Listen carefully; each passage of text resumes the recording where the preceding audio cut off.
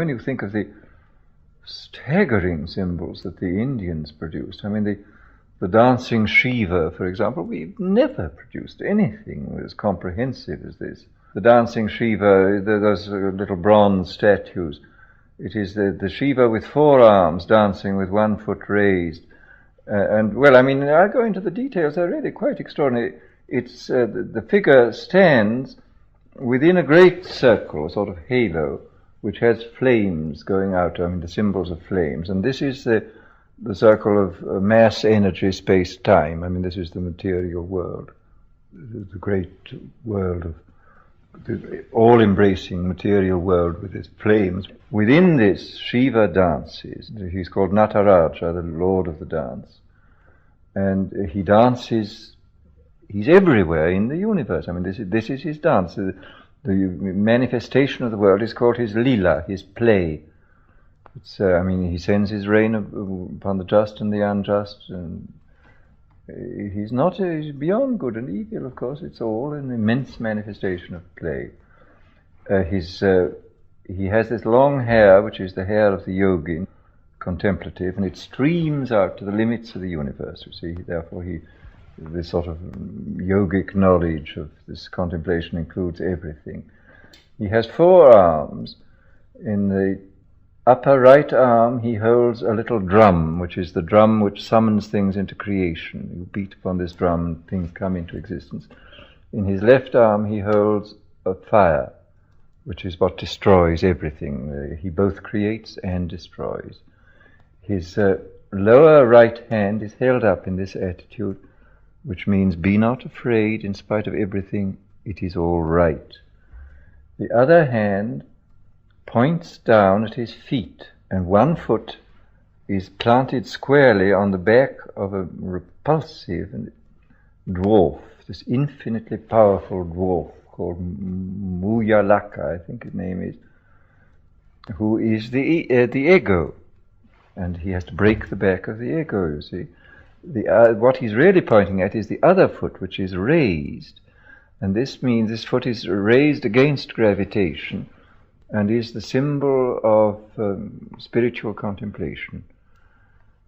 The whole thing is there, you see. I mean, the world of space and time and matter and energy, the world of creation and destruction, the world of psychology. I mean, how do you get out of this? I mean, if you don't break the back of the ego, you're lost. And if you don't practice contemplation, there will be no liberation for you. I mean, we don't have anything remotely approaching such a comprehensive symbol, which is both cosmic and psychological and spiritual. I mean, it is really most unfortunate that we have such miserable symbols. It's part of the regular Hinduism, but it is specifically Shivaite. And then one of the manifestations, of course, is called Bhairava of Shiva, who is also dancing, but he dances in cemeteries. And I mean, to remind us that the dance of life isn't always very jolly. I mean, that he dances just as much in misery and death as in life and elation. I mean, this has to be accepted. And of course, again, it's only by the lifted foot that we can accept it. I mean, it actually is completely compatible with the modern scientific idea. I mean, it includes the world, you see, of mass, energy, space, and time, and the idea of the infinite energy dancing timelessly and forever through this world, dancing through human mentality too. I mean, that the world is felt to be, of course, a kind of outrage, because the play goes on even inside ourselves, although we are sentient beings, and yet the hand is raised, everything is finally all right, in spite of everything, if, as Buddha says, I show you sorrow and the ending of sorrow.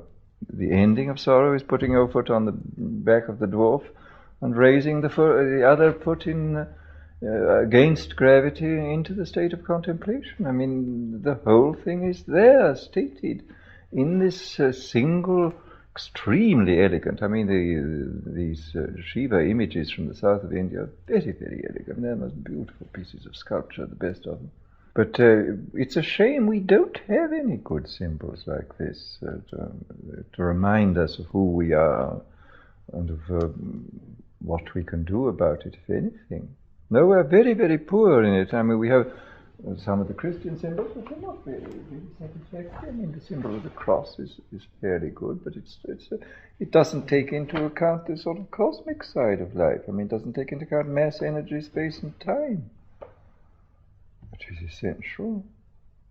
It doesn't take into account, I mean, as it stands, it doesn't take into account the importance of contemplation.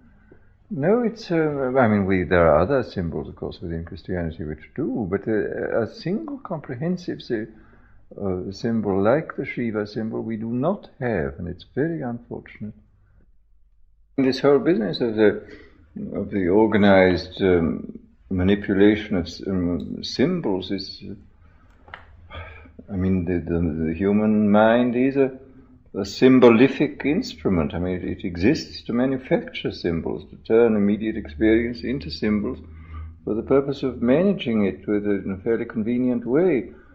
The question is, can we get on with fairly scientific symbols, realistic symbols, and then concentrate on the immediate experience? I don't know. I mean, I simply don't know whether this is possible as a sort of general attitude towards the world. I think it's certainly possible in isolated individuals, but whether in fact it will ever turn out to be something which appeals to great numbers of people, I have no idea.